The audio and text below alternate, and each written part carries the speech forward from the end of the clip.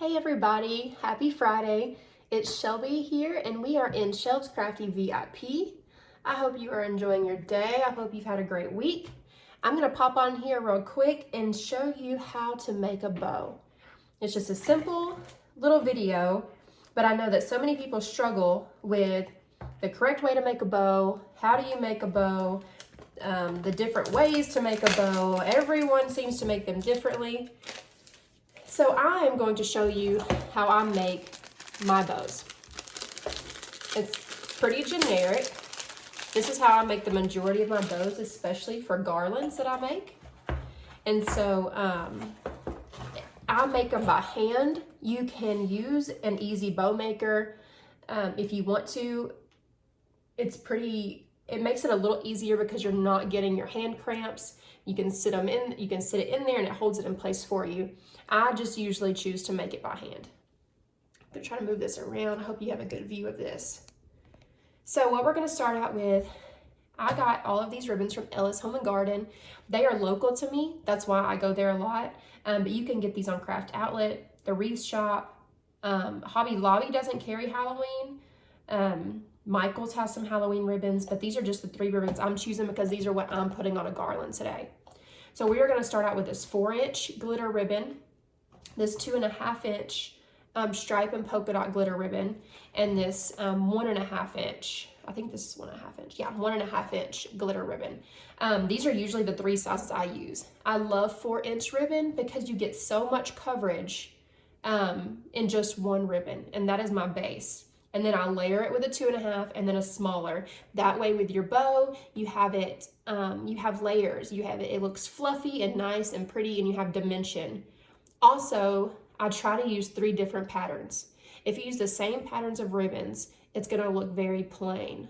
So I try to mix it up with stripes, solids, polka dots. I try to use different patterns. Now, if you're gonna use 5 ribbons, you can use 2 of the same pattern. But you at least need to have 3 different patterns going on in your bow. Okay, how I build my bow is from top to bottom.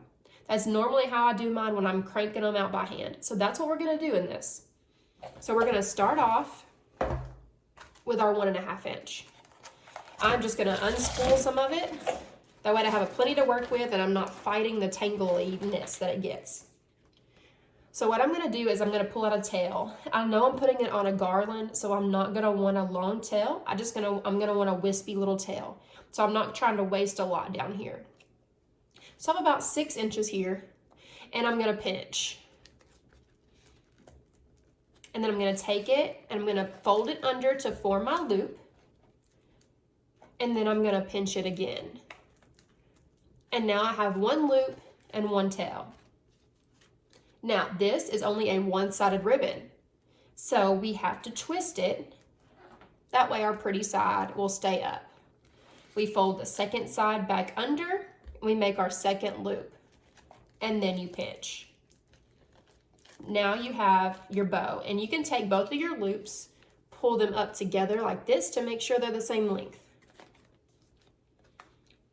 We're gonna cut our tail, the same as the other one, about 6 inches.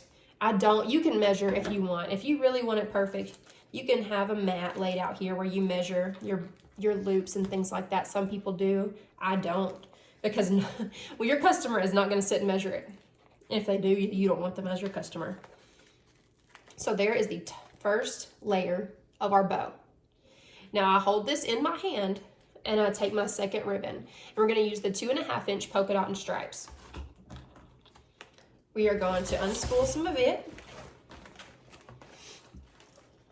And we are going to do the exact same thing we did with this one.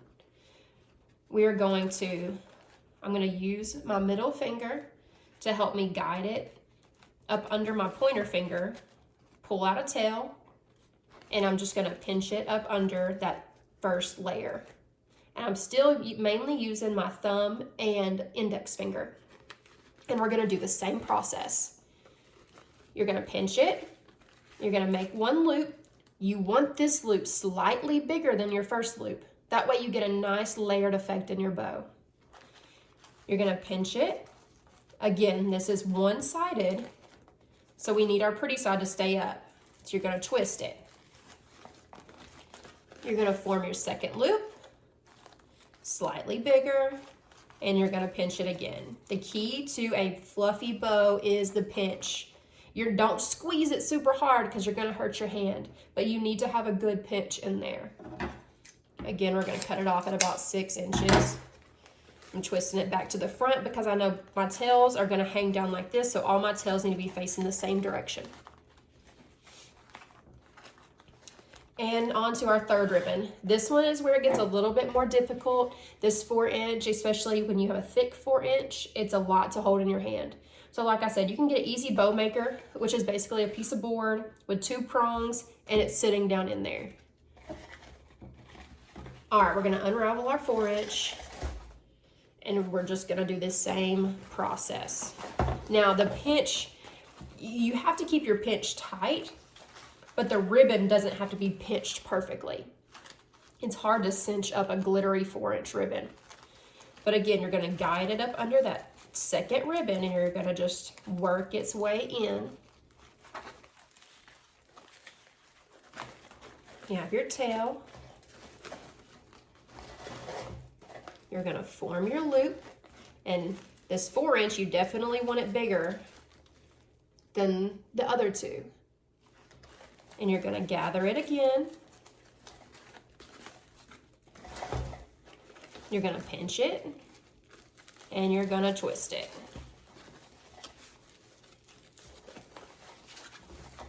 You got to take your time on that 4-inch. You twist it, straighten it all out. Now make your second loop. Don't fight your ribbon. Make it work for you, but don't fight it. Don't get frustrated. Pinch it again. You're working it in there, straightening it out.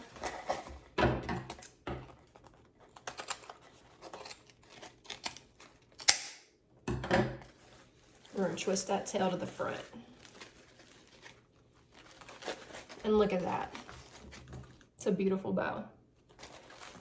Now, a lot of times I will take a pop cleaner, just run it across the middle, twist it in the back. However, when I'm using a thicker 4-inch and a thick bow, I take this pop cleaner, I put it in the back of my bow and hold it with my finger. It's like another layer of the bow. I'm gonna take a zip tie and I'm gonna run it across the front, and I'm gonna put it together in the back with that pop cleaner in the zip tie. So now you have the zip tie that is acting as your tie that's holding your bow, which is gonna be a lot more sturdy. But so make sure you have everything where you want it before you tighten up the zip tie, because it's not going anywhere. So tighten it up some, work everything around to where you want it.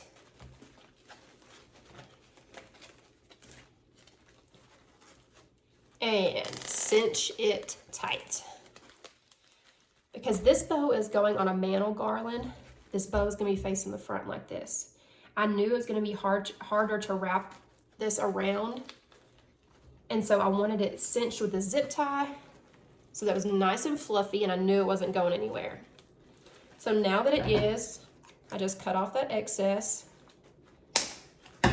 and now it's tight, and this just acts as my connector. So I will connect this to my garland, and I'm gonna twist it this way a few times, and then it's gonna go on there like this. And so now I have a nice fluffy bow. And now we'll just dovetail the ends. You take your end, you fold it wire to wire, and cut up. Now you have a nice wispy little dancing end. They don't have to be perfectly even, you just kind of eyeball it, wire to wire, cut up. You want cascading tails, so don't cut your tail shorter than the tail above it. The 4-inch, this one, you gotta work with it a little bit. Wire to wire, cut up. And make sure you have a good pair of scissors. If you're working with a bad pair of scissors, you're gonna know it because you're like, man, I'm fighting this. I'm having a hard time. I'm having a hard time cutting this. This is really on my nerves. Well, guess what? A good pair of scissors cuts it just like that. It's so satisfying. These came from Deco Exchange. They were $10. Absolutely worth it. And here you have your nice fluffy bow. I hope you enjoyed this tutorial. I'll see you guys next time. Have a great weekend. Bye, guys.